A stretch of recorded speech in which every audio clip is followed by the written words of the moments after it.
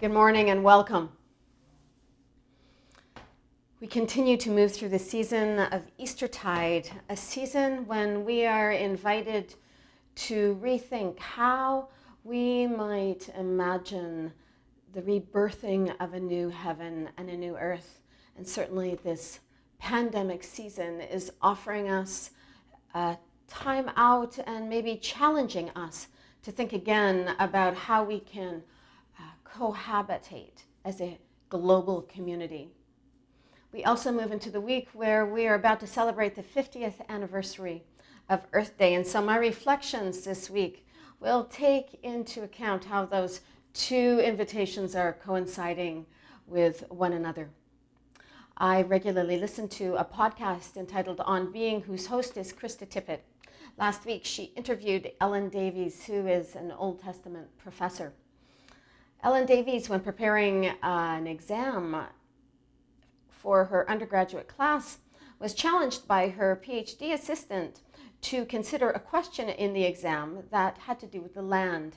And she asked him why that was, and he said, because as you've been moving through the Hebrew Bible and introducing each book of this Bible to your students, it has been clear that the land has been a player in the unfolding of this sacred text. Beginning with the first chapter of Genesis, which is, as Ellen identifies it, a poem, or I would go as far as to say it is a cosmic poem. It is that story, that myth that speaks about the Creator creating in 6 days and then taking a rest on the seventh day.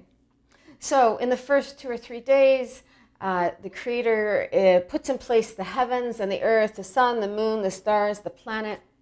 On the third day, the earth is populated with greening, so fruit trees and seeds of every kind to provide a lush garden. On the fifth day, Creator populates the air with all the winged creatures and then populates the oceans with all the sea creatures and concludes this day with a blessing. And it isn't until the sixth day that humans are invited to the table.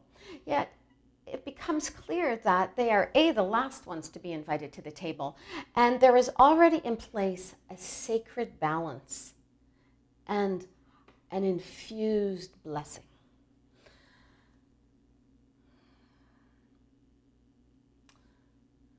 I challenged you on Friday to consider what your 3 non-negotiables might be if we were to use this very challenging time on the planet to rethink how we might move forward together in ways that would bring health to all of us. And I shared at the time that I would provide you with my 3 non-negotiables, so here they are.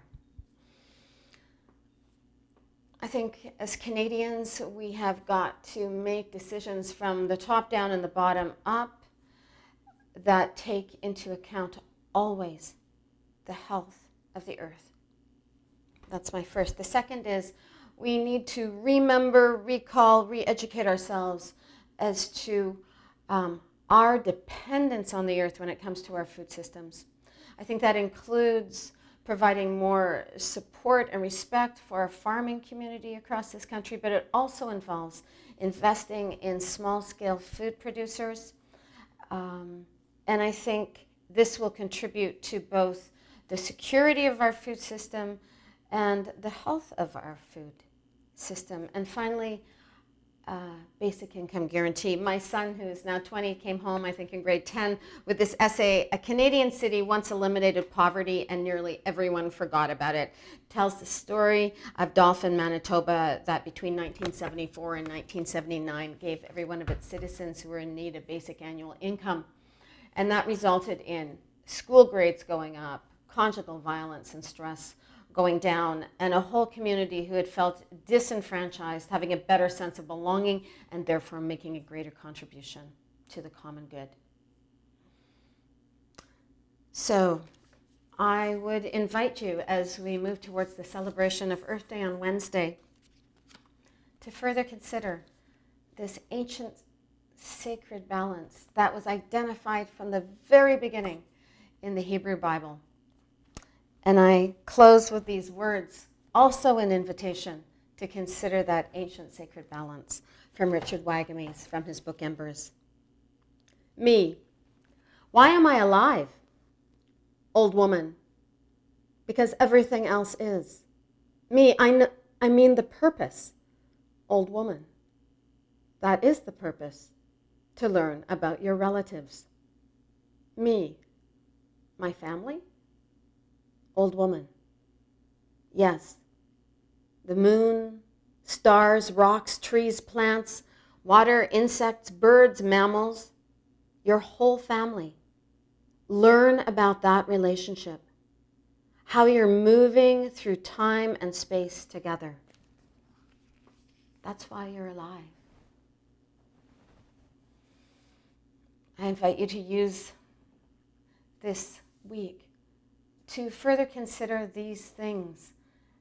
And I'd love to hear what your non-negotiables are as we consider and reimagine how to cohabit on Mother Earth in a way that will facilitate the health of one and of all.